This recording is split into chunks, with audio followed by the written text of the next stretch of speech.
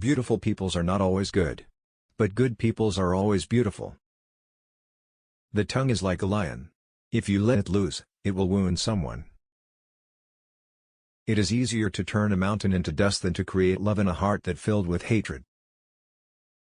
Anger is like a ball of fire, but if you swallow it, it's sweeter than honey. Be like the flower that gives its fragrance even to the hand that crushes it. Nothing hurts a good soul and a kind heart more than to live amongst people who cannot understand it. A people. Try to be honest, for Allah is the helper of honest people. Avoid telling lies, since it will ruin your faith. Know that honest people are on the verge of nobility and honor, while liars are on the verge of collapse and destruction. Aim to live in this world without allowing the world to live inside you, because when a boat sits on water it sails perfectly. But when water enters inside the boat, it sinks. I didn't see anyone who smiled more than Rasulullah, peace be upon him.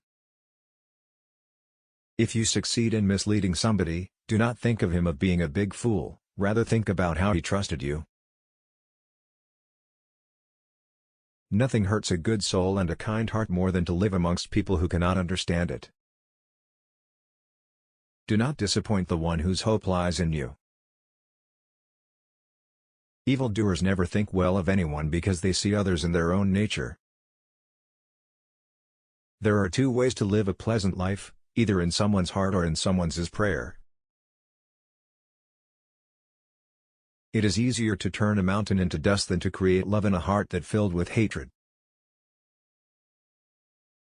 I don't feel ashamed of the amount of charity you give is small, because to refuse the needy is an act of greater shame.